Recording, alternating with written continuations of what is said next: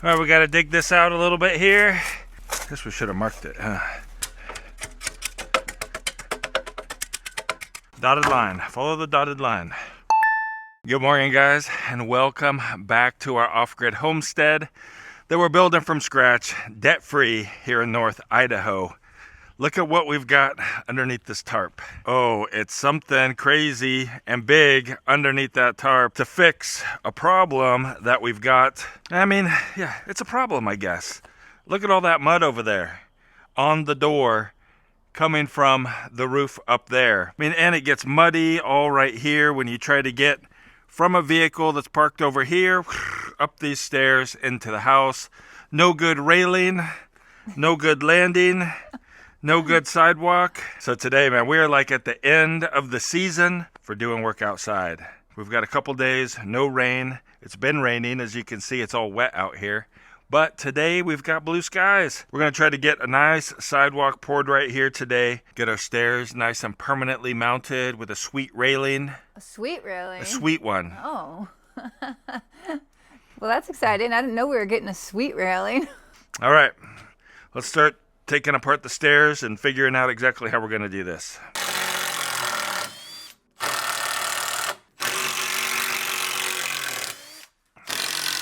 Maybe if we pull on it. That was a broken one. It was a broken one. It was trying to trick me.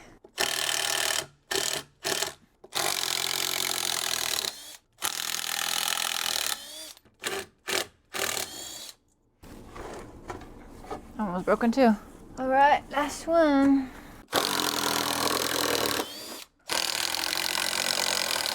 And down here. Wow, that's a lot of screws. Had to make it strong for your grandma. Yes. Yeah, we did. Look for spiders. Where do you want to move them to? Let's carry it out of the way over here. Let's go over there. Let's go back that way. And be out of the way over Watch that here. stake. Trip on it. Yeah. Perfect. All right. We can get this stake out of here. I'll try to pull it. Sword in the stone. Rah! Wow. Good job. All right, let's see here. We've got 12 foot. Basically, the sidewalk's going to be 6 by 12. Takes a lot of concrete to pour a 6 by 12 pad. 4 inches deep. I know, you guys, I'm crooked, I'm sorry. All right, there we go. All better now. We got some form boards. No, we didn't have any. Like, we got our boneyard over there, but we just didn't have any 12 footers. We needed 12 footers. We're gonna go ahead and bring it all the way out to the edge of the garage here. So it matches that side, because the other side comes out to the edge of the garage. Like, be like that. Look at that, Jules, that's cool, huh? Yeah, that's gonna be great. Okay. We were thinking about doing some like curvy path or something like that, or making it wide here and then narrow over there. But I think this will be easy and it won't be a trip hazard then. It'll all just be one width all the way across. Yeah, it's a good idea. Because we get so much moisture over here and this area doesn't really get any sunshine in the wintertime, we're gonna go ahead and pop off this trim so that it doesn't rot down at the bottom. We'll pop it off and then we'll cut it off a little bit high, and then we'll put it back on after we pour the concrete. And that way, hopefully, it'll last longer. Hopefully we can pop it off easy. Without damaging it? Yeah. Yeah, it's already been caulked and everything. I know. But that's what happens when you do stuff out of order. Is there any way to just cut it off in place? And probably, but it'd be hard to paint it again Yeah, the bottom. Yeah, because remember we painted the bottoms of them and we painted them like a foot or two up the backside. Yeah. Well, looks like you're getting it off all right. Yeah, it's coming off actually really easy. Just a little touch-up paint. Yeah, I mean we could take this inside and warm it up and paint it and clean it. Yeah. All right, we got to dig this out a little bit here so we can get our form down in there. Guess we should have marked it, huh?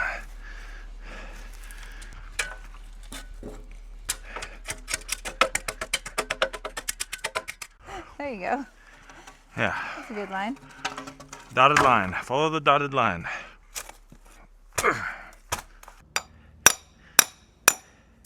So we're measuring off of the wall to make sure that we get this line here straight. We need to go 185¼ inches off of the wall. Okay, I'm there. All right, that's it right there. Thank you.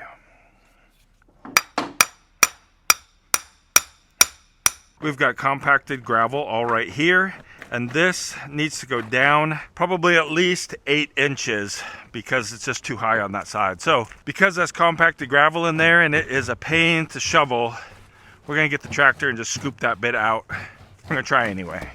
Scoop that bit out, and then shouldn't be too difficult. Oh, that was wet. Didn't even pay attention. I know. I need to have a place to store this guy. We don't have a place yet. Well, we're just gonna have a wet bottom. All right, look at it here. We've got it all smoothed out and looking great. Now it's time for the rebar. Show you what we got here. We've got all this rebar right here. We got to get the bulldog out. Are you talking to me? Yeah. We got to get the bulldog out. This is a lot like thinner than we usually get. Yes, this is 3/8 rebar. We usually do half, huh? Right. But we went with 3/8 because why not?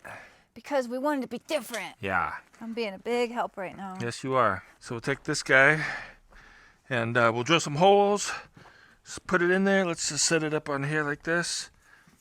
Perfect. All right, so we got our bulldog here. Bits for it. We'll go ahead and we're going to pin it in over there and run it down. No worky. There we go. Now it workies. Before we move on to the next step, I want to thank our sponsor, Blue Eddy, for sending us out their Apex 300 and the Hub D1 accessory that goes along with it for testing out here on our homestead. If you've ever tried to build something off-grid, you know, right, how important dependable power is. Right? Whether you're running tools, you're running lights, or you just want to keep your refrigerator going, having a good, reliable power station makes things a whole lot easier. The Blue Eddy Apex 300 is kind of like a little beast because, you know, it gives you not only 120 volts out of the outlets here, but it will also give you 240 volts. So you can run pretty much anything from power tools to your well pump, even your RV if you need to. Today, we're using it to run our bulldog and our concrete mixer for this 6x12 slab that we're pouring. You know, and I gotta say, it's been going super smooth. You know, there's no noisy generator, there's no gas to mess with, there's no exhaust fumes, right? Just the soothing sound of concrete mixing in the drum. It puts out 3,800 watts continuously, and it can handle surges up to 7,600 watts. Right, so running bigger power tools is not a problem at all. And Blue Eddy says that it runs about 40% longer than most other power stations. And with this little add-on right here, the Hub D1, you've got all kinds of other ports that you can use, right? You've got your 12 volt cigarette lighter type ports that can also do 24 volts as well. And then you've got your USB-A and of course your USB-C. And then up here on the top, or the end of it basically, you've got a 12 volt or a 24 volt Anderson plug that can go up to 50 amps 12 volt or 25 amps 24 volt. So basically, right, anything that needs power, this unit can power it. And the app is actually really handy. You can see your usage, you can update the firmware, you can even get extreme weather alerts so you're ready when the grid power goes out. One thing that I really like about this setup is that you can start off small and then scale up over time, right? You can add extra batteries or solar panels later. So it's kind of like, right, building your own power system piece by piece, which, you know, is perfect for people who want to be more independent without having to lay down a huge chunk of money right up front. You can go and build as time goes on. So if you're looking for a reliable, quiet power source for your off-grid projects or home backup, check out the Blue Eddy Apex 300 and check out their Hub D1. I want to give a big thanks to Blue Eddy for sponsoring this video, and I'll drop a link down in the description below if you want to learn more. We don't want to go any wider than 5 feet. We got to be under 5 feet because these are 10-foot pieces. We're going to cut them in half for our total length. We don't want more than 5 feet.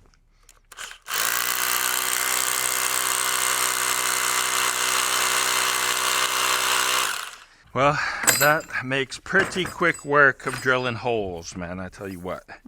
Especially in concrete. Now we need to tie that in. This? Yeah. I don't think so. Really? No, I think we'll leave this side floating. Okay. And that side will be pinned in. And then that way, because it can mess, if it rises up, it can mess up the door, right? Because you got the door jamb and all that stuff there. So that one will be pinned in. But this one can float with the frost. Okay. And hopefully that one will just be fine. Cool. We'll find out in a couple years.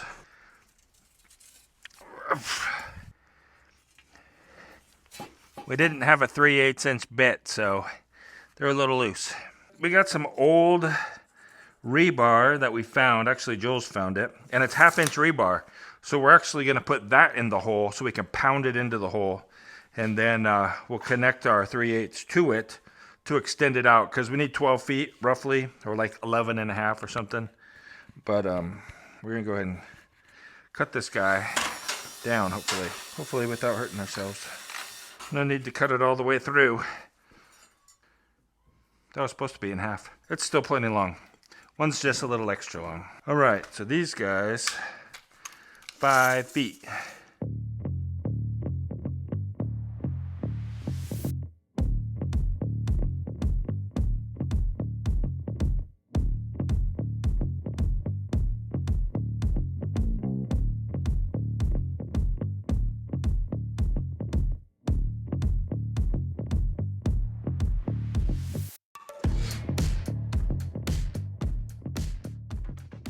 All right, here we go, guys. We've got our rebar all set and tied.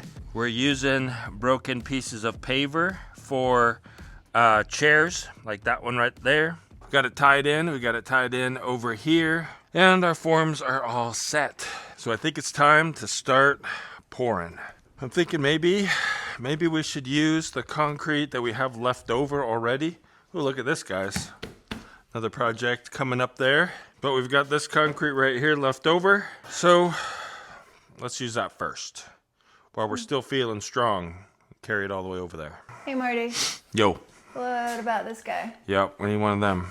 Looks like it might have been used for concrete before, so. That's good. That's what it's for. What I mean is there's concrete residue. Oh, on it. From previous projects. Yeah, that's right. It's perfect. Yeah, we're gonna need one of those. I want to. And we'll need like a 6 to 8 foot board to go across to make it cool. Short. Probably too short. Well, we could go look in our boneyard. Okay. If we don't have one, we're gonna be hurting because we need one. We got that one right there, that 1x on top. Or 2x2 actually. It's one that we cut down. What do you guys think, huh? Straight enough? It might work. If we can't find anything else. So which side are we starting on, this one? Yeah. Okay. Start there. So We need to be able to get the bags into it too. So let's see. We'll go Yeah, like that. Spin, spin, spin. Pour. Oh, a little bit closer anyways. Okay. Cool. Alrighty. Let's All right. get her plugged in. Powered up. Here it goes. Alright. Woo! It's Good working. thing it still works. That'd be Yeah. a lot of hand mixing. Oh, that'd be lame. 3? Let's try 3. Yeah. Oh yeah, that ain't bad. If it'll fit. I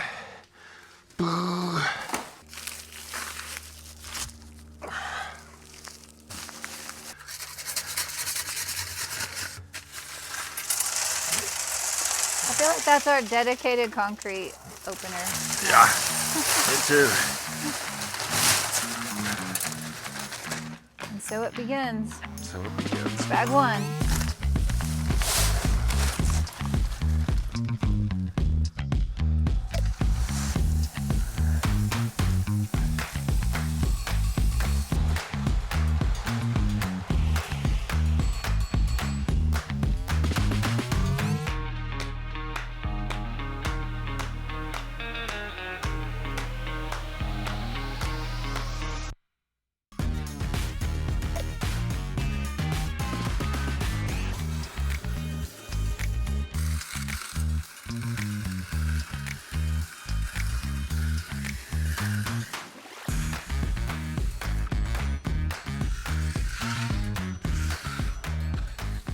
All right, so this side of the pad is starting to set up already. So we're gonna go ahead and broom it, and then we'll keep working that way as it sets up.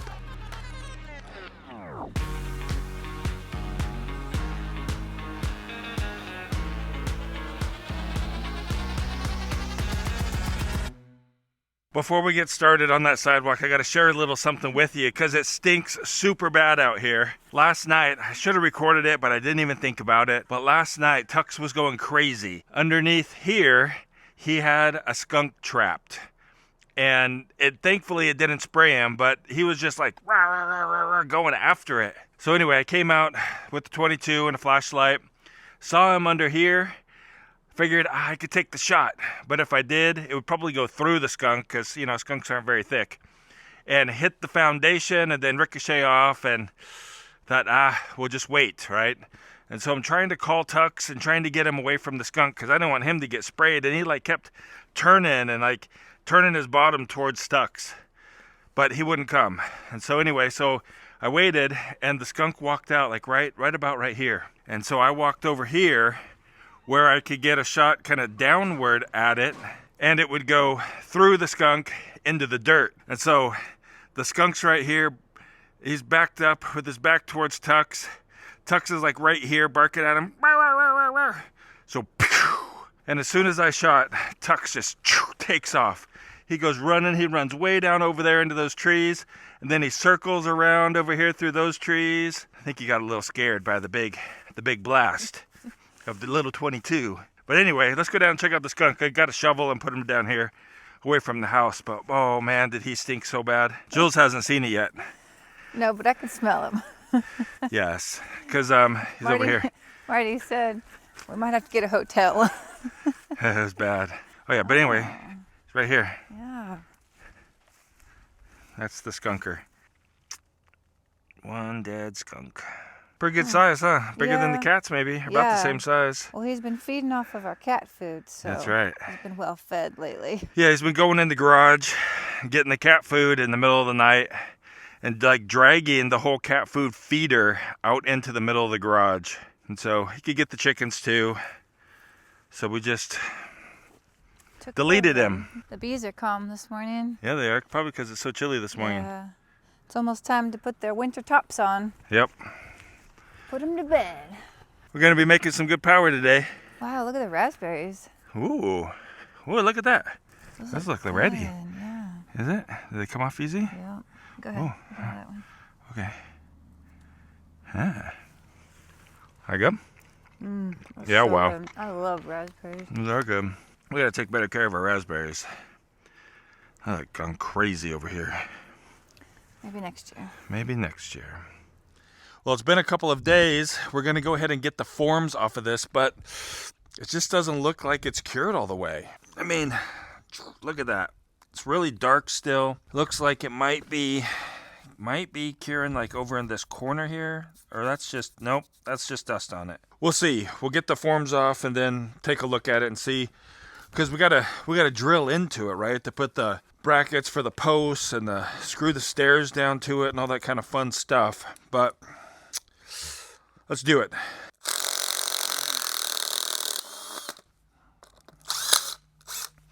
So Jules, she's not out here with us today.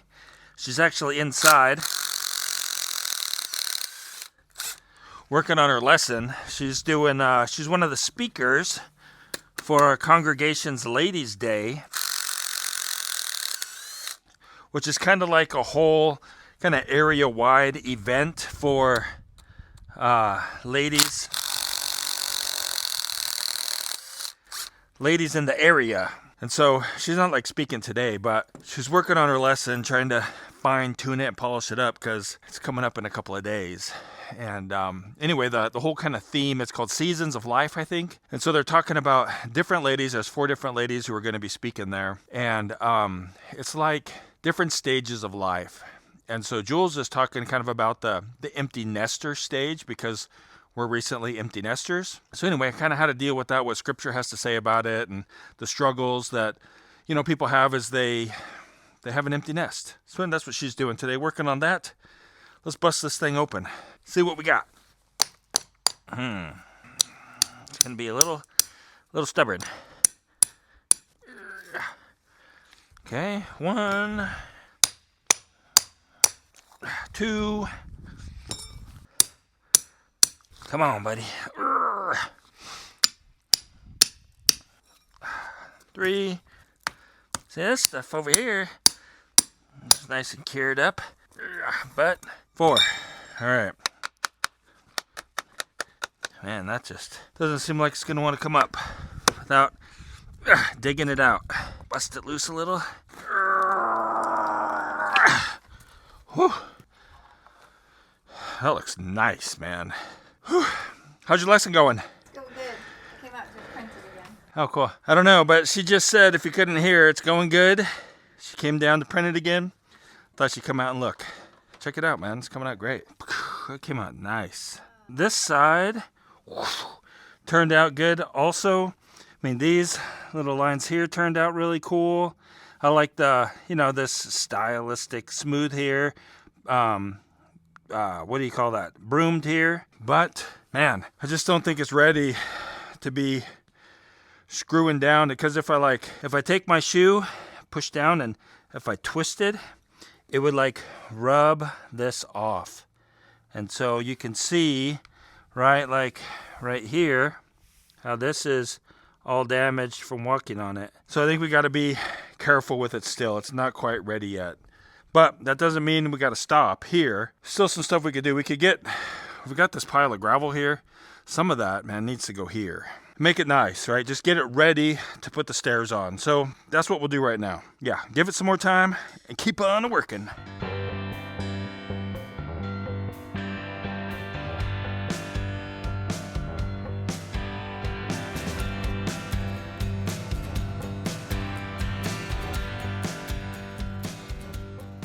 Well, it's just not ready yet. We got the gravel done nice here, the nice little approach, right? We still got some gravel left. I've been putting some over here and in some different spots, but come up, you get out of the car if you don't park in the garage because it's too full of junk. You get out, you walk right through here, nice and gravelly. Walk right up here and then up the stairs. Unfortunately, this is just it's not cured enough, I don't think, to be drilling into it for the posts and all that kind of stuff. So we're gonna have to leave it there because we're out of time for this video, man. We got to get this out to you guys.